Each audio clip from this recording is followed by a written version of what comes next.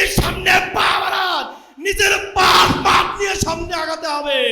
কোরআন তালিমে ছাত্র শিবিরের প্রোগ্রামে যারা হামলা করেছে, বোঝা যায় কোরআনের তালিম যাদের সহ্য হয় না তাদেরকে আগামী দিনে এই 90% মুসলমানদের প্রতিনিধিত্ব করার অধিকার নেই। ছাত্র শিবিরের জনশক্তির এক ফোঁটা রক্তের কাছে আমি 1000 জন মুশরিক, লক্ষ জন কাফের পায়ের ধুলাও মনে করি না, পায়ের ধুলাও মনে করি না। আগামী দিনে আপনারা দেশের পক্ষে কাজ করেন, আমরা সহযোগিতা করব। দেশের মানুষের বিপক্ষে দাঁড়াবেন, এক চুল ছাড় দেওয়া হবে না। বক্তব্য নিয়ে আসছেন বাংলাদেশ ইসলামী ছাত্র শিবির কেন্দ্রীয় কার্যকারী পরিষদের অন্যতম সদস্য, কেন্দ্রীয় সংস্কৃতি সম্পাদক, ছাত্রনেতা হাফেজ আবু মুসা ভাই। ছাত্রনেতা হাফেজ আবু মুসা ভাই। আউযু বিল্লাহি মিনাশ শাইতানির রাজিম, বিসমিল্লাহির রহমানির রহিম।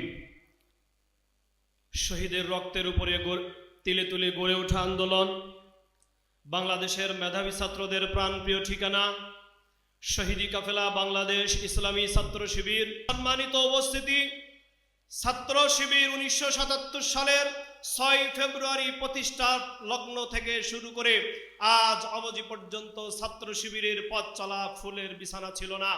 ছাত্র শিবিরের পথ চলায় কাঁটায় পরিপূর্ণ ছিল। সব কিছু ভেদ করে মারিয়ে আজকে ছাত্র শিবির এখানে দাঁড়িয়েছে। আজকে গভীর শ্রদ্ধার সাথে স্মরণ করছি ইসলামী ছাত্র শিবিরের 234 জন শহীদ এবং জুলাই বিপ্লবে 1.5 সহস্রাধিক শহীদ সহ 14 ডিসেম্বরে যেই 7 জন শহীদ, তাদের কাছে গভীর শ্রদ্ধার সাথে স্মরণ করছি।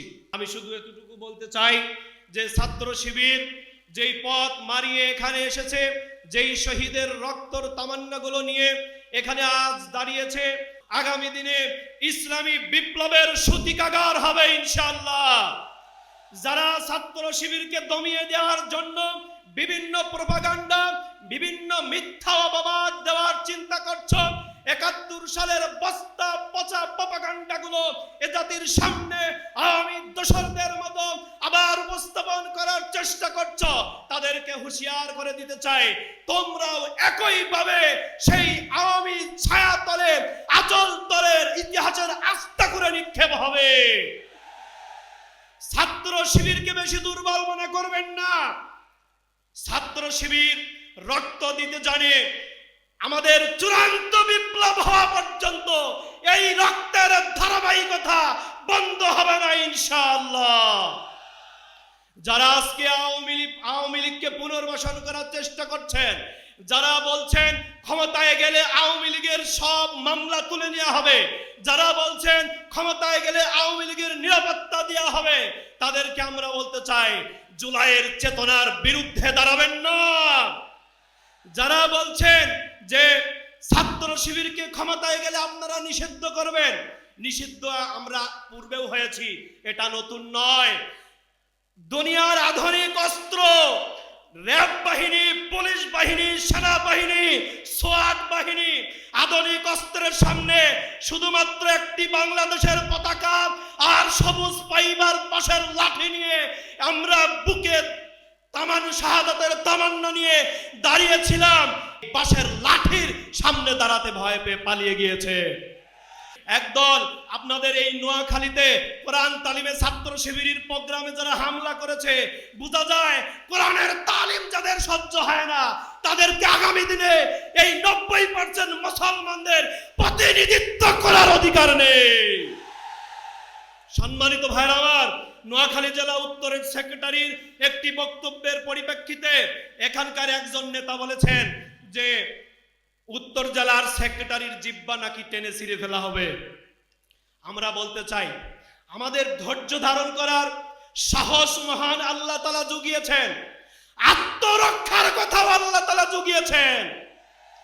আমরা আক্রমণ আগে করব এটা আমাদের ধমনীতে নেই, কিন্তু আমার একজন জনশক্তির যদি জিব্বা ছিঁড়ে ফেলার জন্য সামনে অগ্রসর হন, নিজের জিব্বার মাপ নিয়ে আগাতে হবে।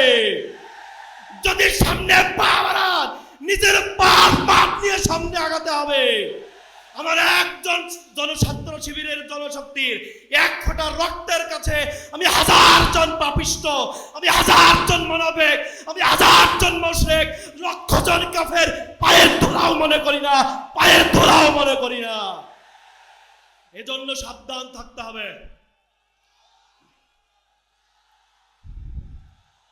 সম্মানিত ভাইরা আমার, এজন্য আমি বলতে চাই, ছাত্র শিবির নিয়ে কথা বলতে হলে মিথ্যা নয়, সত্যকে দিয়ে, আদর্শকে দিয়ে মোকাবেলা করে আমরাও আপনাদের পক্ষে থাকবো ইনশাআল্লাহ।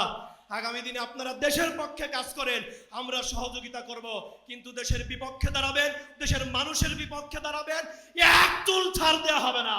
এদেশের সার্বভৌমত্ব, এদেশের 1 ইঞ্চি মাটির জন্য লক্ষ ছাত্র শিবিরের জীবন দেবে ইনশাআল্লাহ। আপনাদের সেই পথে আহ্বান জানিয়ে আমার সংক্ষিপ্ত কথা এখানে শেষ করছি। আসসালামু আলাইকুম ওয়া রাহমাতুল্লাহি ওয়া বারাকাতুহু।